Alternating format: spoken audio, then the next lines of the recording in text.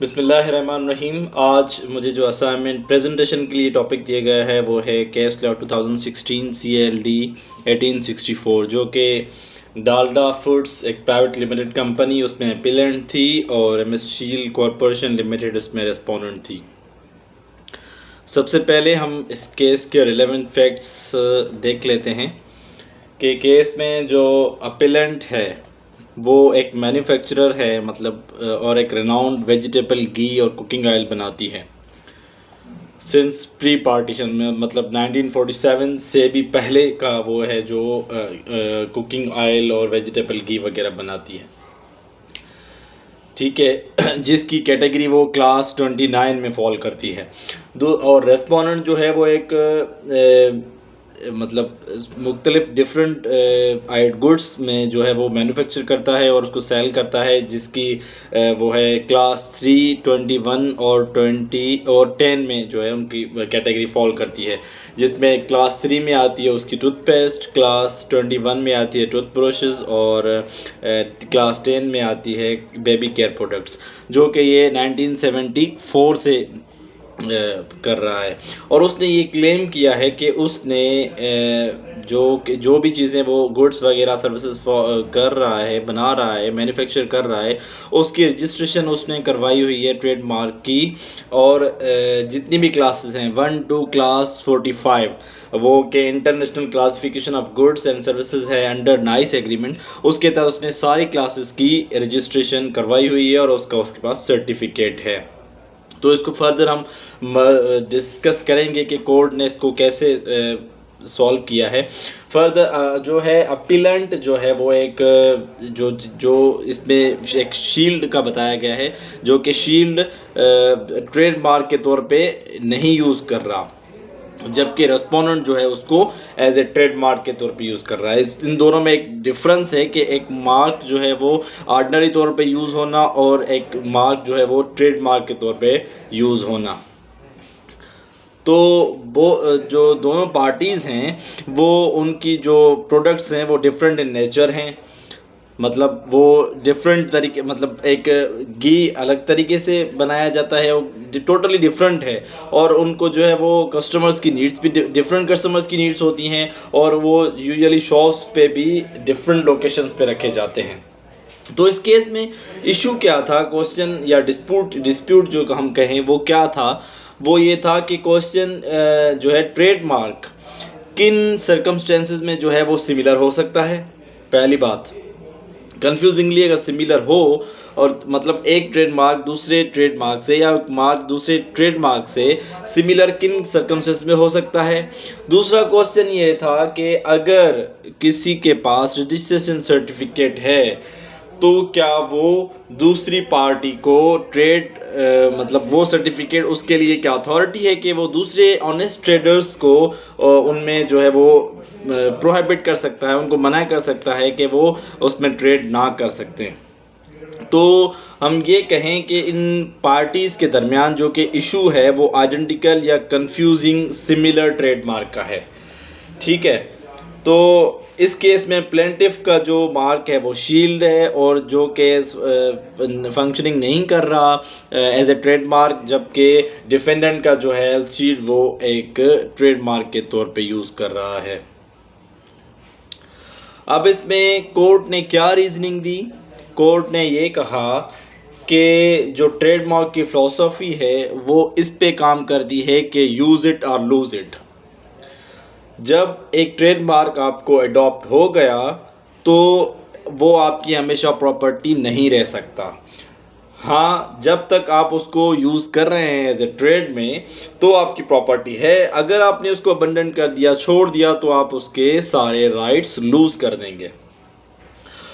हाँ, दूसरी जगह पे ये भी कहा गया और कोर्ट ने ये भी कहा कि एक मार्क जो है वो ग्राफिकल रिप्रेजेंटेशन भी हो सकती है जो कि विजुअली परसीवेबल है, जो किसी भी प्रोडक्ट की पैकेजिंग के ऊपर।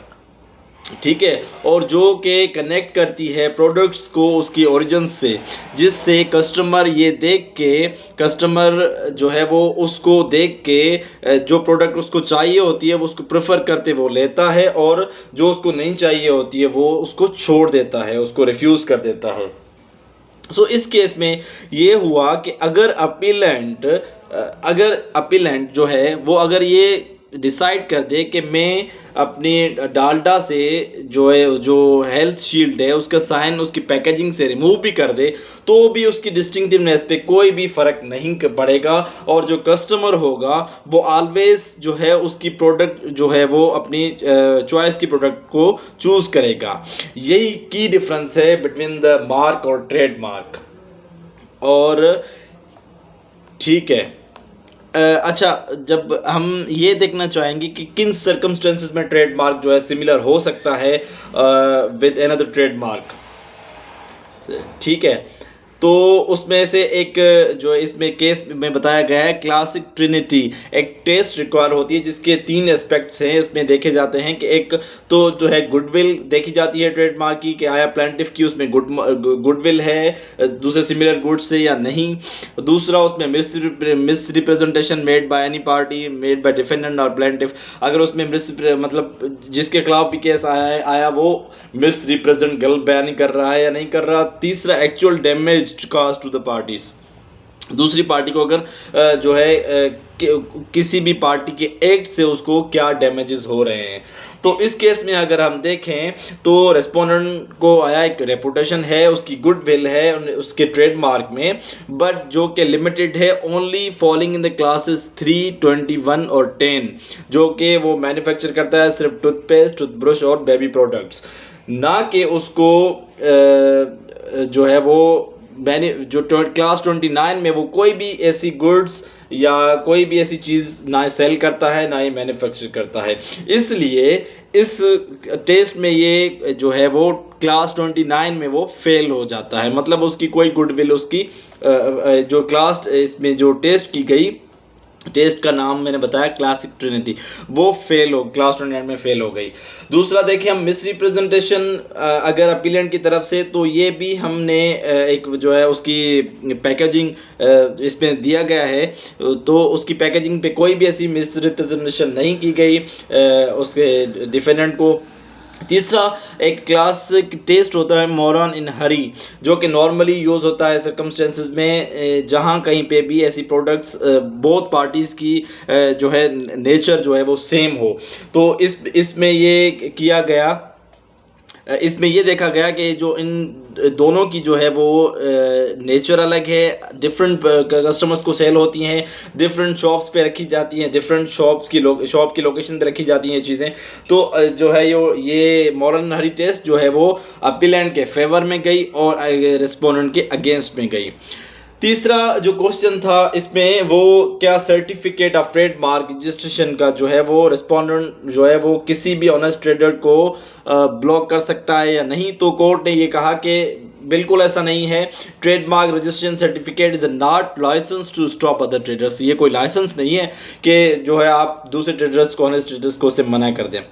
इसमें लास्ट में एक और चीज़ क्लेम की गई कि जो है वो डाइल्यूशन क्लेम किया गया। डाइल्यूशन का जो है वो मतलब है the act of making something weaker, मतलब किसी भी चीज़ को वीकर बनाना को जो है रिस्पोंडेंट ने जो है वो ये क्लेम किया कि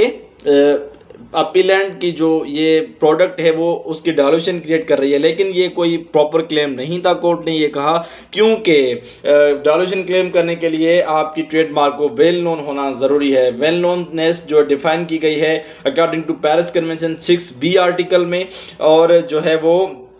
उसकी कुछ रिक्वायरमेंट्स दी गई हैं section 82 subsection 2 of the ordinance में। उसमें जो है वो कुछ चीज़ें इंक्लूड होती हैं, उसकी जो अमाउंट है पाकिस्तान या वर्ल्ड वाइड रिकग्निशन क्या है, डिग्री ऑफ इनहेरेंट क्या है, ड्यूरेशन ऑफ यूज़ कितना रहा है उसका, या कमर्शियल वैल्यू कितनी है, जोग्राफिकल स्कोप या क्वालिटी ऑफ इमेज वगैरह वगैरह। तो कोर्ट ने ये रीज़न दिया कि इस तरह की कोई ग्लोबल लिस्ट नहीं दी हुई जिसमें वेल नोन ट्रेडमार्क्स जो हैं वो बताए गए हों, बट कुछ ऐसी चीज़ें हैं जैसे Coca Cola, Google, Apple, Toyota या मोबलिंग, यूफोन, जोंग वगैरह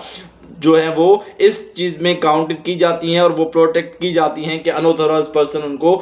उनकी सर्विसेज और गुड्स को ना यूज़ करें। इसलिए जो क्लेम ऑफ डाइल्यूशन है उसको needs to prove highest degree of fame, उसको लिए उसको हाईएस्ट डिग्री ऑफ फेम जो है वो रिक्वायर्ड है, जो कि अंडर सेक्शन 86 है, जो कि यहाँ पे राइज नहीं करता। इसलिए कोर्ट ने ये डिसीजन दिया कि एलिगेशंस जो लगाई गई हैं रिस्पोंडेंट की वो कम्प्लीटली फ्लॉड हैं, और जो है on the above discussions and reasons, और appellant has legit reasons to continue to use its impulse trademark, और जो कि जिस पे अपील आई थी वो इम्पल्स ऑर्डर कोर्ट ने ख़त्म कर दिया और एक शॉर्ट ऑर्डर पास कर दिया to allow this appeal or dismiss the injunction application। जो सूट 752 2014 में अपील जो वो कोर्ट ने इंजेक्शन ऑर्डर दिया था वो डिसमिस कर दिया, इसलिए ये अपील एक्सेप्टेड कर दी गई। Thank you.